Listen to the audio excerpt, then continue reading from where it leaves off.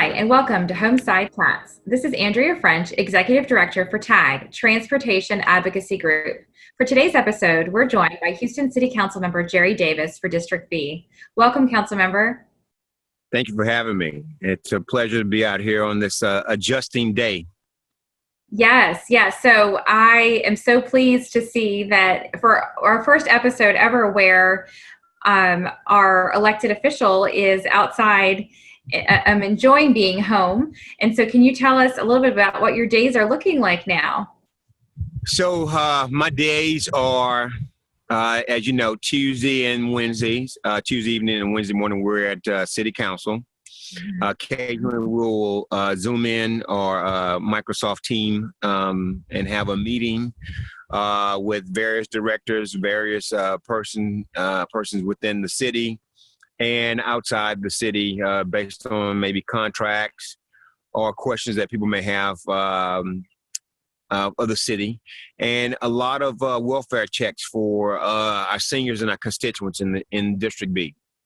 Right. So I'm sure one of the top issues right now, obviously all over, but certainly in certain pockets of the city, is folks really just trying to survive right now and find information, access to information, which I know in other conversations I've had, that's been a big challenge, right? Is keeping people connected to the right type of information right now that can really be useful to them and what they need. So can you share, I know at one point we were actually going to be on site with you at one of the charitable organizations that you've been really supportive and working with. So can you share a little bit about the service side of what you've been doing during the pandemic? So what we've been doing, we've been reaching out actually and want to thank the Houston Food Bank. All the donations that everyone is given to them from a monetary standpoint, including food from the various grocery stores. We want to thank them because at this time of need, the Houston Food Bank has been there along with Target Hunger, and they've been in my district on a weekly basis from the Cashmere Garden area to the Northeast Homestead Scenic Wood area to Pleasantville area, all the way over to Acres Homes. And we've been able to tap into their resources, establish some, and they've already had some as well, but we've been able to work with churches as pastors that would communicate with us, and civic club presidents and super neighborhood presidents would communicate with our office asking for assistance. And so we've been able to get out and, just be a conduit, if you will. And it's been an awesome time. But also we've been working at in Cashmere, what we call the farm. It's not really a farm, but that's where we are today. It's we started this program with Dogan Elementary and our kids science program. And if we were to, the light may change, but it's about 10,000 square feet of land. And behind us, there's about 10 beehives. And so we've been able to produce honey. And at this time, we've been able to give honey out to certain constituents in the district. Behind us, there's a little composting area. And we're several feet away from the other homes. They're on one side of the lot. It's 10,000 square feet, so it's divided in half. And then right here, you see our chicken coop. We have hens, no roosters. We're 100 feet away from a door, according to the City of Houston's ordinance. And we're waiting for, there's a few of them right there. There we go. And so now it's the opportunity to, my daughters, they're here, and they're having to maintain the farm. That's one coming out the coop.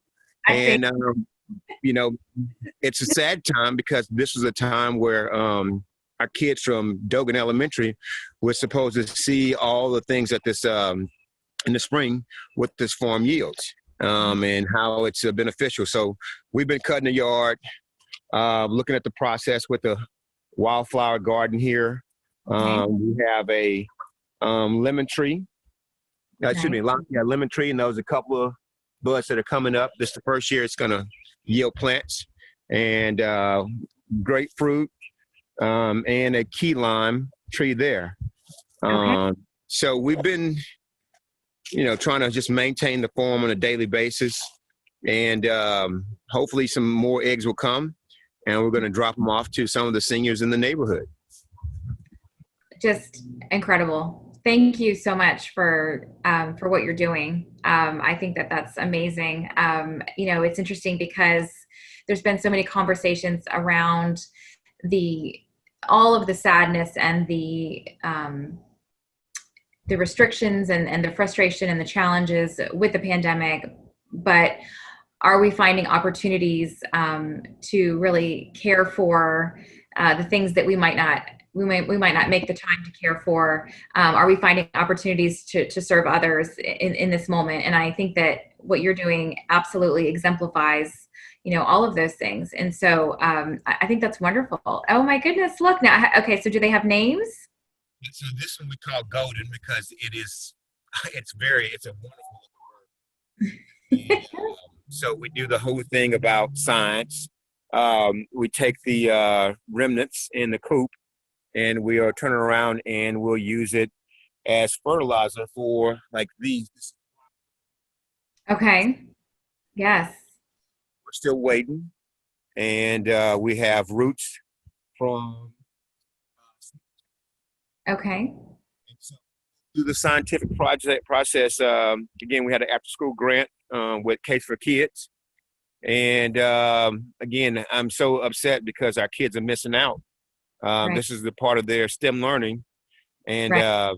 It's a wonderful time that, people are having the ability to stay home right. with their families. And we do hate that, people are without work now, without income.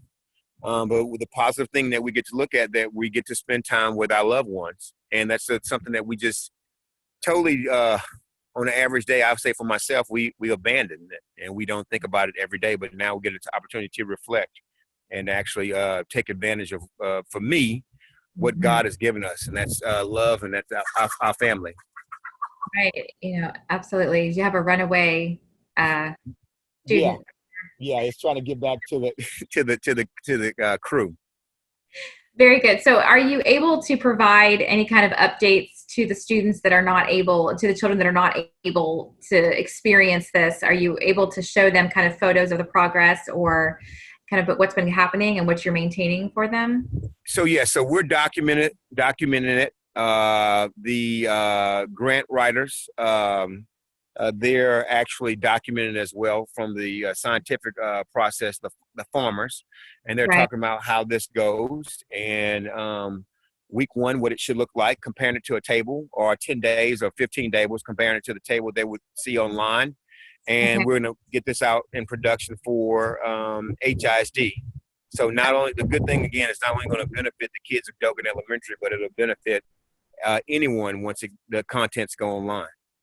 Okay, very, very interesting. And so for those that will be tuning in, is there a way that people can kind of continue to support initiatives, this one or others like this, that would feed into kind of HISD?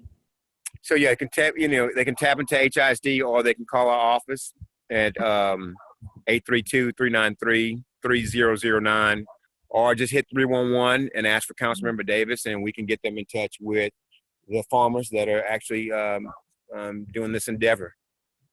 Very, very interesting. And so can you share, so your daughters, I know through all this process, we've learned a lot about each other, about ourselves. And you mentioned, obviously, that value for family that we all, have not valued as much as we perhaps should have. And so I'm curious, though, other things that maybe you have learned in this process as you've been teaching your daughters and kind of providing that service to your community? Well, so yes, we've been teaching each other. Let me put it like that. They've been teaching me, because I have not been in a seventh grade math classroom in I don't know how many years. And so I like to put up a good front, and then I call the tutor, which, I thank God I have access to. Friends that are teachers and so on and so forth, and then they'll walk us through it, and they'll walk me through it. Then I get to come back and act like I know what I was talking about. Okay. And so they say the fake it till you make it, and so yes, I'm become a student of the game on that. Okay. But I did not know my daughters had a love for and I'm going to walk back this way. I didn't know they had a love for being out here. They actually make me come every day. And so it's a good thing. And I have them to go and look up certain things about the farm, about the projects and how it coincides with science. And they want to see the technical part of why does the chicken poop make the Right. cauliflower or make the broccoli grow better. And Okay. so it's that opportunity. And Right. so another thing that they teach me, hey, come here, young ladies. So some of the things that we've been talking about Mhm. is, they attend HISD in their 7th grade. And so 你好，我们是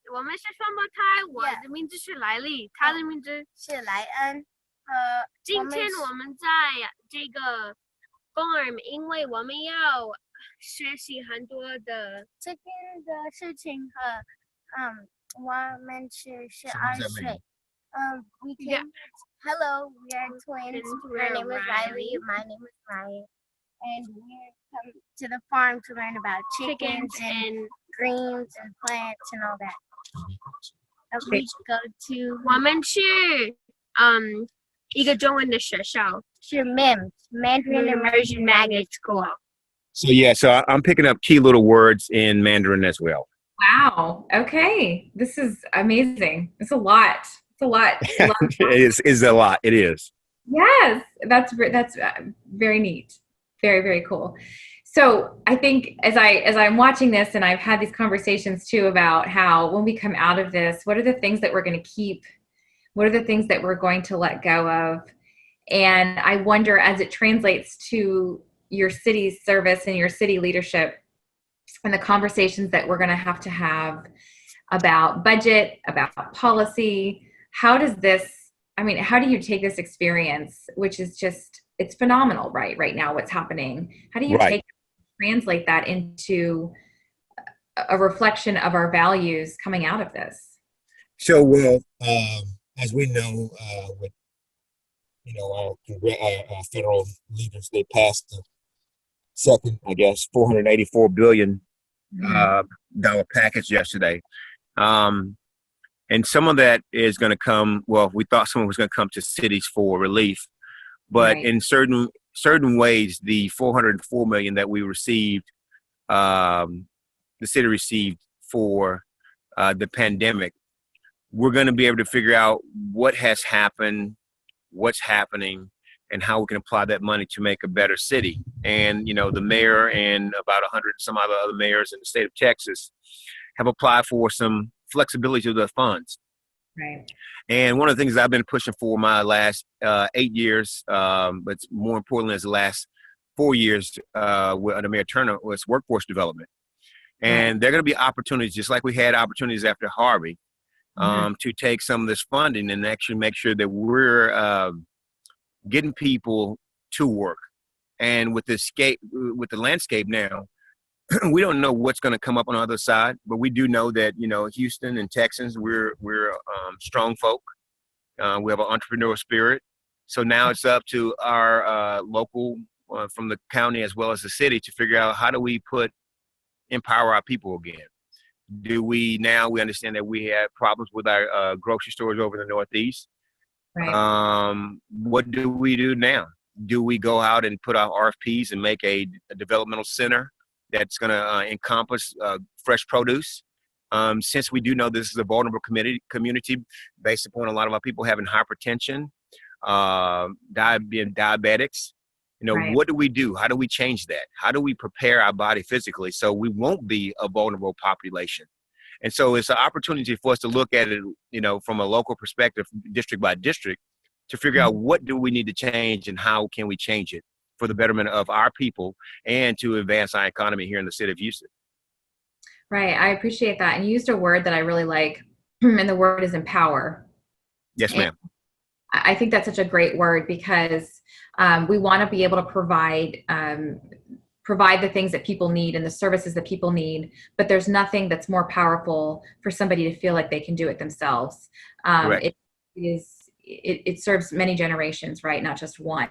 And so I so appreciate what you're saying. And I did have a conversation with Senator Alvarado, who, as you know, is a huge champion of a lot of health issues. And she was echoing the very same sentiments kind of at the state level too, where we have to do better about investing in these types of health initiatives at for the kind of the younger population, because as they grow, we don't want them to continue to become part of the vulnerable populations that, I mean, as we're seeing with this pandemic, absolutely health is paramount right now. And the choices that people have to make they're limited, and that's not okay. And so, how can we, how can our policies moving forward reflect those values? So I agree, and I appreciate that.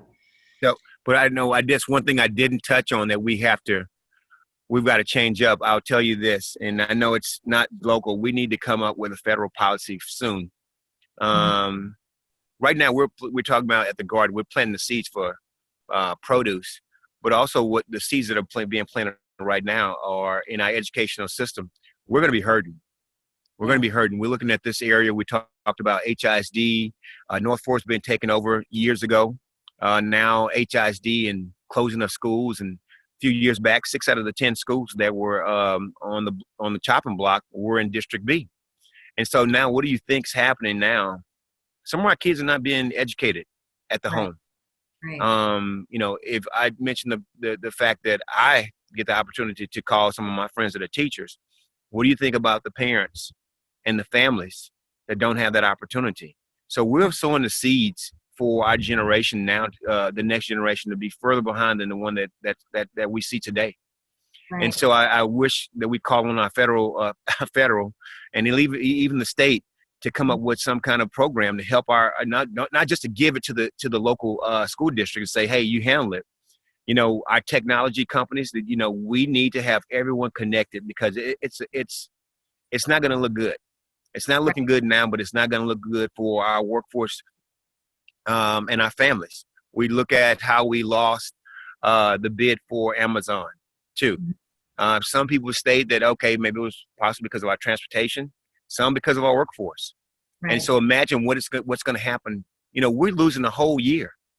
And so, and I'm sure that there's going to be some type of shutdown or some type of online learning that's going to be required for my students in the fall, right. Especially since we know that we believe that there's not going to be a cure for at least maybe 12 to 18 months, which that's what the doctors and the professionals and the CDC are stating.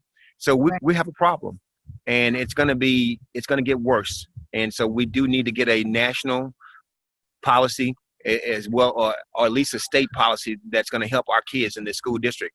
And one reason why we stopped having segregated schools, because we wanted equal learning. This is worse now. This is worse than back in the day when you had outdated textbooks. Now we don't have the proper teaching, in our households for our kids. And so that's the one that we really aren't talking about. We're talking about the economy, but we need to talk about our families and our education policies. Right. I agree. And I think, it's exposed a lot, right? A lot of things that we knew were already a challenge, but this has put a magnifying glass on a lot of things that maybe would have taken many years to be exposed, and they're being exposed at lightning speed. And so, in the things that I've read and talking about the recovery from major disasters in the past, right? So whether it's 9/11 or it's a Harvey, what are those sectors, and where do you invest, right? Where you get your economy kind of back up again. And your comment about, kind of the technology piece, I call it kind of the other T of infrastructure, right? So you've got transportation, and then you've got technology. And the commentary has been, and the research has been, that it will absolutely have to be the broadband and the technology that's invested much more meaningfully after this.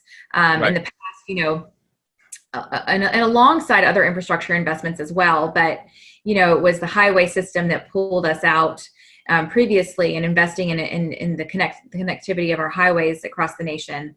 And some are saying that it will be this broadband investment that will be closely aligned to kind of the results of investing in our infrastructure in the past.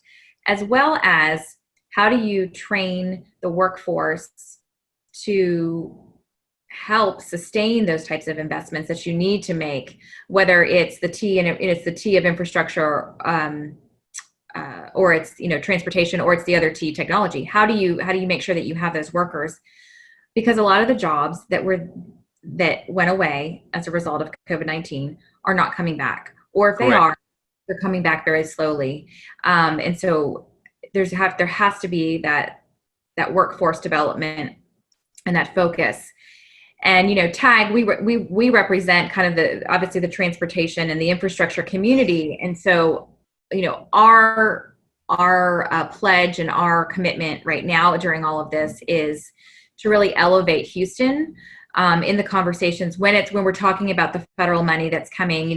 We know that there's going to be some type of an infrastructure package that's put together, and helping make that case as to why Houston is poised to receive one of the larger amounts, one of the first amounts, infusions of cash into this region, because we want to be ready to provide the highest return on that investment. And we can do that if we make the right policy choices locally. And if we choose to have our values kind of reflect what it is we want to come out of this with. And so, that's really been our focus, is how can we take investing in infrastructure to also help training workforce, development, and in turn, provide the technology. Because if you're gonna lay all that infrastructure for technology, you have to have a lot of skilled workers ready to go. So Right.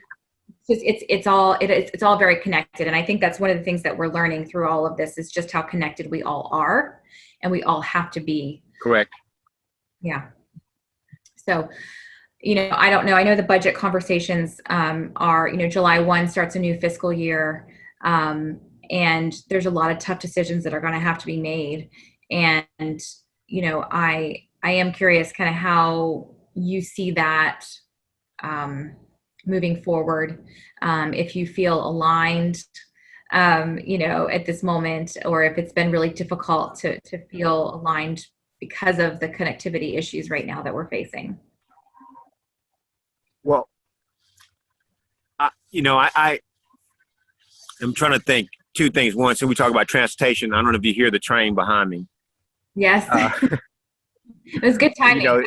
Cashmere and Fifth Ward has the largest rail yard in this part of Texas, Right. because of the port. So, Right. The policies that we're going to set. I'm going to go back in next week and talk to the mayor and look at review our committee meetings that we've had and dissect them and look at those budget reports and what they want in this upcoming budget. Talk and look at the TTI,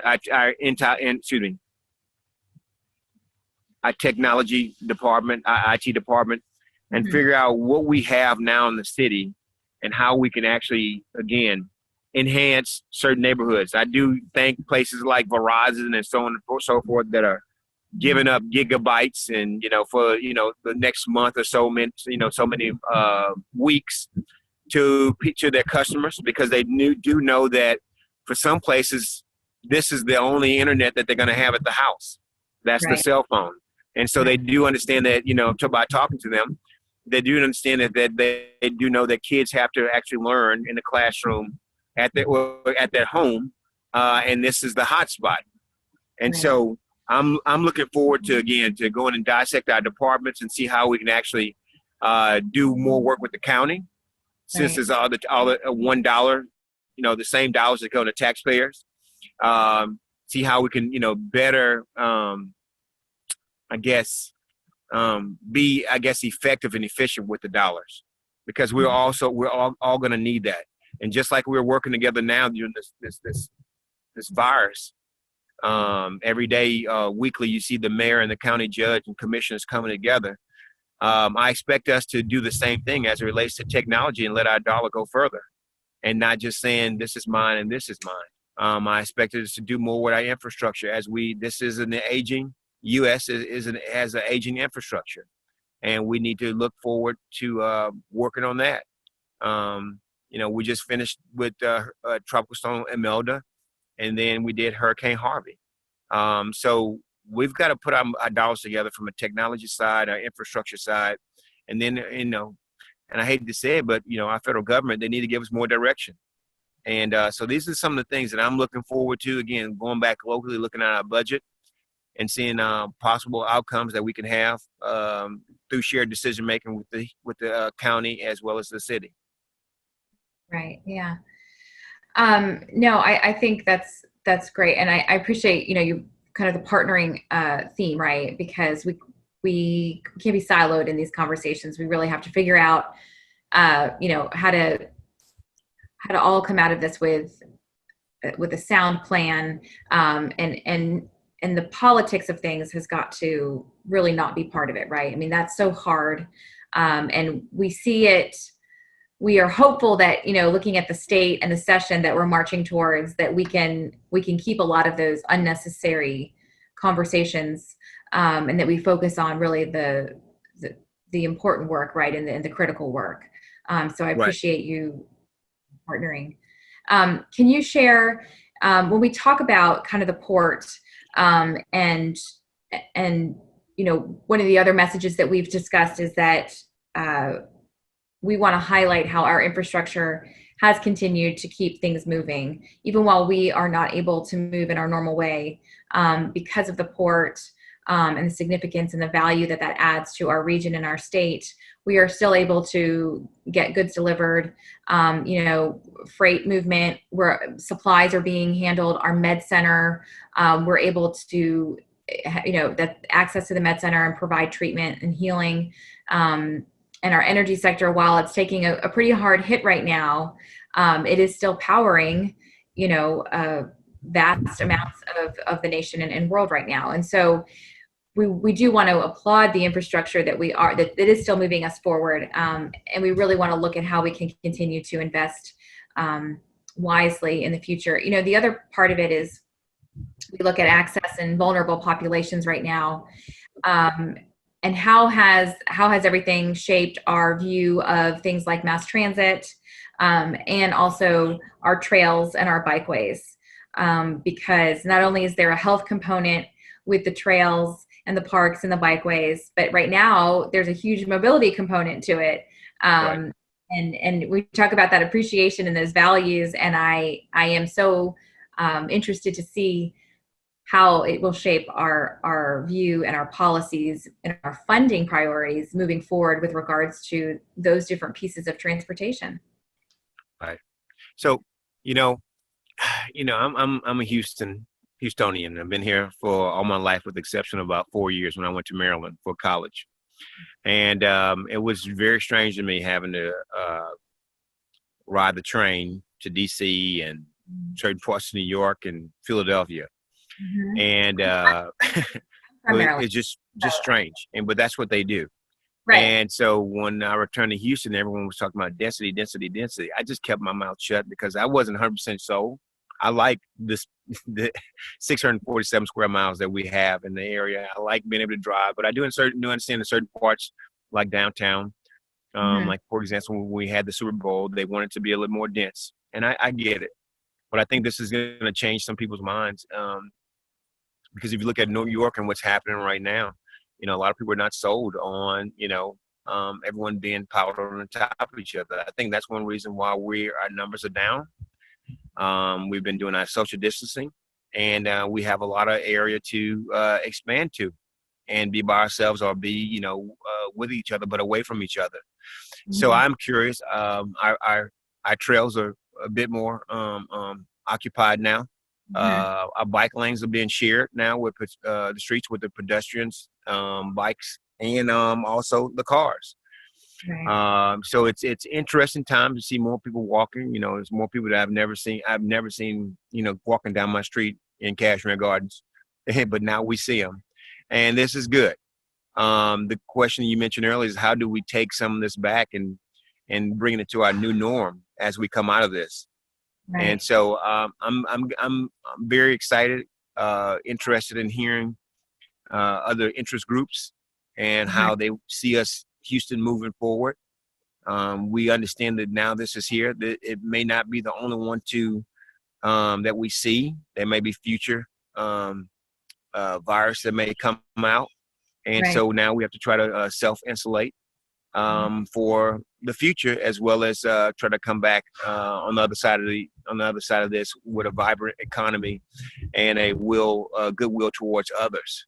And so I'm very excited that the port is in Houston. It's still providing jobs, still helping with our economy. But one of the things that we do know that, and I guess it's a necessary evil, our pollution's down, and throughout the country. Fewer cars on the road. So we do understand this is better. But we also look at New York and understand that, all the time mass transit is not the way to go. So we do have to figure more things out in Houston as we move forward. Right. I think, as you're talking, I'm thinking about, is it an opportunity is it a launching point to develop much more of a plan or a vision for Houston, because you've had to wipe the board clean in so many ways? Is it an opportunity? And so, I'll add too. So I'm from Maryland. So so I'm born and raised there. And so, it's different. I hear you. And that was an adjustment for me. And I spent some time also, a couple of years, I lived in Oklahoma City and was part of an initiative called MAPS, right? So it's called Metropolitan Area Projects. Right. And it's a 7-year, pay as you go, penny on the dollar, but it was a choice that the residents made to essentially, make an investment in a list of projects for the city, for a vision for the city. And it's been renewed now just recently, for the 4th time. And the most recent version was called, Love Your OKC. So it was all about all the elements of a city that it should be part of a city if you love your city and you want your city to thrive. And so as I'm sitting here talking to you, I can't help but think about what would something like that look like, for Houston. And it was, kind of talking about, love your Houston and what would be the things that you would want, what would be on that list of initiatives and priorities that we would want to come out of this with, and even maybe make a choice to invest in as a city, with a list of priorities or projects and a vision, because we do have an opportunity to kind of start from not scratch, but but kind of a new starting point, right? A new launch. Correct. So I'm going to think about that for. No. So, as we look at that, I see two sides. One, from a capitalistic standpoint, what would the market bear, and what would the market be able to sustain as we envision certain things in our city? We have great ideas that we would like to see happen, from a kumbaya aspect, but we also know that those projects and some of those policies from that just love each other may not be sustainable. Okay, so there's always going to have to be an injection of capital from the government. And I believe in order for things to actually work efficiently, that it has to have buy-in from the market, the business sector. And so I think that as we come together and we see certain people, we're going to have a lot of business, some of the best minds in the city of Houston, coupled with some of the walkable folks, the best practices as it relates to living wage folks like unions and so on and so forth. I think we all have to be at the table, so everyone can get what they want. And that way, I believe that's part of the market. Because if everyone is saying, hey, I want that, let's do that, then it may be sustainable. Right. And I don't know what that is just yet. But again, that's if we're at the table, as we're getting, I guess, hitting this midway and then getting ready to come out. I think we all have to be there just to talk about it and, put our truths on the table, Right. and let's see what we can do for each other and together. Right. Absolutely. And I think, just with a mindset of, absolutely the market, job stimulators, and really, the quality of life it's a phrase that we use very, sometimes I think casually, but are we really understanding what that means right now? I think more so than ever. So, okay. Yeah, I agree. Well, I'm going to let you get back to the farm. Yes, ma'am. I think that's probably more enjoyable than more of these conversations right now. So, but yes, I thank you for your time. And we got to get ready. We got to get ready to spin some honey, because we have some that are some hives that are capped. The bees have capped the hives, so we can get ready to go in here and pull some out. And let me see if I can. Okay. Oh my.